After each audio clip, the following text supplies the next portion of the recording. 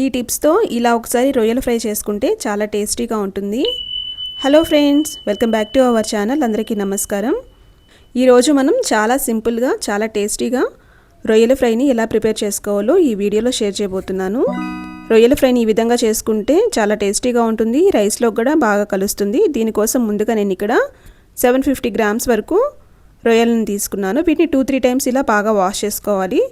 తర్వాత ఒక టూత్ పిక్తో వీటిని ఇలా రిమూవ్ చేసుకోవాలి. వీటిని ఏం నాకు ఎగ్జాక్ట్గా తెలియదు. రొయ్యలను ఇలా ఫస్ట్ క్లీన్ చేసుకొని వీటిని మళ్ళీ ఒక 2-3 టైమ్స్ బాగా వాష్ చేసుకున్న తర్వాత ఒక హాఫ్ చెక్క వరకు నిమ్మరసం పిండుకొని ఒక 1/2 టేబుల్ స్పూన్ వరకు పసుపు వేసుకొని కొంచెం సాల్ట్ వేసుకొని మళ్ళీ ఇంకొకసారి వాష్ చేసుకోండి. ఇలా చేస్తే రొయ్యలు స్మెల్ లేకుండా నీట్గా ఉంటాయి. తర్వాత ప్లెయిన్ వాటర్తో మళ్ళీ ఇంకొకసారి వాష్ చేసుకున్న తర్వాత ఇప్పుడు ఇలా క్లీన్ చేసుకున్న రొయ్యల్లో మళ్ళీ ఇంకొక హాఫ్ చెక్క వరకు నిమ్మరసం పిండుకొని 1 టేబుల్ స్పూన్ వరకు కారం, 1/2 టేబుల్ స్పూన్ వరకు పసుపు, అలాగే రుచికి సరిపడా సాల్ట్ వేసుకోవాలి. 1 టేబుల్ స్పూన్ వరకు సాల్ట్ వేసుకొని అలాగే 1 టేబుల్ స్పూన్ వరకు ఆయిల్ కూడా వేసుకొని ఈ మొత్తాన్ని ఇలా కలుపుకుంటూ బాగా మిక్స్ చేసుకోవాలి. ఇలా బాగా కలుపుకున్న తర్వాత వీటిని ఒక హాఫ్ అన్ అవర్ లేదా 1 అవర్ పాటు పక్కన ఉంచుకోండి. లేదంటే వెంటనే అయినా ఫ్రై చేసుకోవచ్చు. ఇప్పుడు ఒక ప్యాన్ పెట్టుకొని ఇప్పుడు ఇందులోకి 2-3 టేబుల్ స్పూన్స్ వరకు ఆయిల్ వేసుకోవాలి. తర్వాత 2 చెక్క, లవంగాలు, ఇలాచీ వేసుకొని ఒకసారి కలుపుకొని ఇప్పుడు ఇందులోకి 1 టేబుల్ స్పూన్ వరకు అల్లం వెల్లుల్లి పేస్ట్ కూడా వేసుకొని కలుపుకుంటూ 1 నిమిషం పాటు ఫ్రై చేసుకోండి.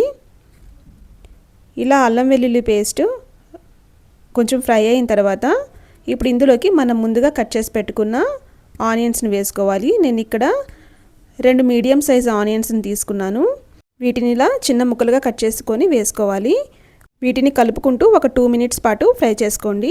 ఇప్పుడు ఇందులోకి మీకు కావాలంటే గ్రీన్ మిర్చిని కూడా యాడ్ చేసుకోండి. ఒక 2-3 పచ్చిమిర్చిని బారుగా కట్ చేసి వేసుకుంటే టేస్ట్ అండ్ ఫ్లేవర్ కూడా బాగుంటుంది. ఇప్పుడు ఇందులోకి కొంచెం కరివేపాకును కూడా యాడ్ చేసుకొని కలుపుకుంటూ 1 నిమిషం పాటు ఫ్రై చేసుకోండి. ఇలా ఆనియన్స్ మెత్తగా అయిన తర్వాత ఇప్పుడు ఇందులోకి మనం ముందుగా కట్ చేసి పెట్టుకున్న టమోటో ముక్కలను కూడా వేసుకోవాలి.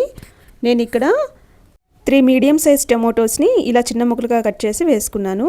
మీకు కావాలంటే ఈ ప్లేస్లో టమోటో ప్యూరీ కూడా చేసుకొని వేసుకోవచ్చు.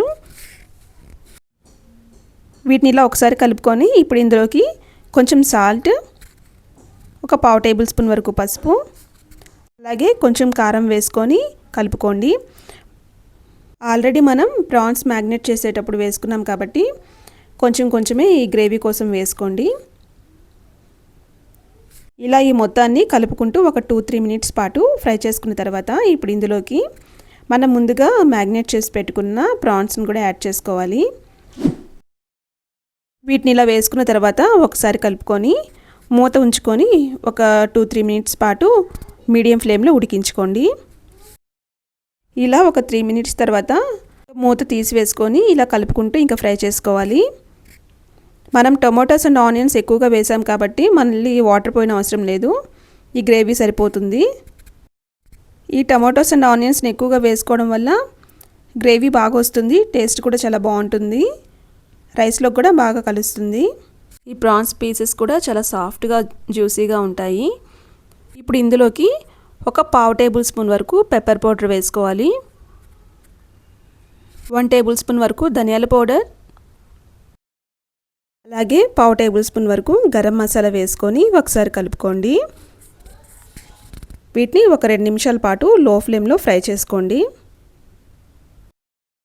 ఇలా ఒకసారి మొత్తాన్ని కలుపుకున్న తర్వాత ఇప్పుడు ఇందులోకి ఫైనల్గా ఒక 2 టేబుల్ స్పూన్స్ వరకు ఎండు కొబ్బరి పౌడర్ని కూడా యాడ్ చేసుకోండి. ఇది రొయ్యల ఫ్రైకి మంచి టేస్ట్ని ఇస్తుంది. ఇప్పుడు వీటన్నిటిని ఒకసారి కలుపుకొని 1 నిమిషం పాటు ఫ్రై చేసుకోండి. మీకు కావాలనుకుంటే కొత్తిమీరని కూడా యాడ్ చేసుకోండి, టేస్ట్ చాలా బాగుంటుంది. మనం రెగ్యులర్గా ప్రిపేర్ చేసుకునే డ్రై ఫ్రైస్ లాగా కాకుండా ప్రాన్స్ ఫ్రైని ఇలా ఒకసారి ట్రై చేయండి. చాలా టేస్టీగా ఉంటుంది, చాలా జ్యూసీగా టేస్టీగా ఉంటుంది. ఈ ఫ్రై రైస్లోకి, చపాతీస్, రోటీస్లోకి దేనిలోకైనా బాగుంటుంది. ఈ రొయ్యలు కూడా చూడండి చాలా సాఫ్ట్గా ఉడికాయి, జ్యూసీగా, టేస్ట్ కూడా చాలా బాగున్నాయి. మీరు ఈ రెసిపీని ఒకసారి ఇలా ట్రై చేసి ఎలా వచ్చిందో మీ వాల్యుబుల్ ఫీడ్బ్యాక్ని కామెంట్స్లో తెలియజేయండి. మీకు ఈ రెసిపీ నచ్చినట్లయితే లైక్ చేయండి, షేర్ చేయండి. మరిన్ని రెసిపీస్ కోసం మన ఛానల్ని సబ్స్క్రైబ్ చేసుకోండి. Thank you for watching this video friends.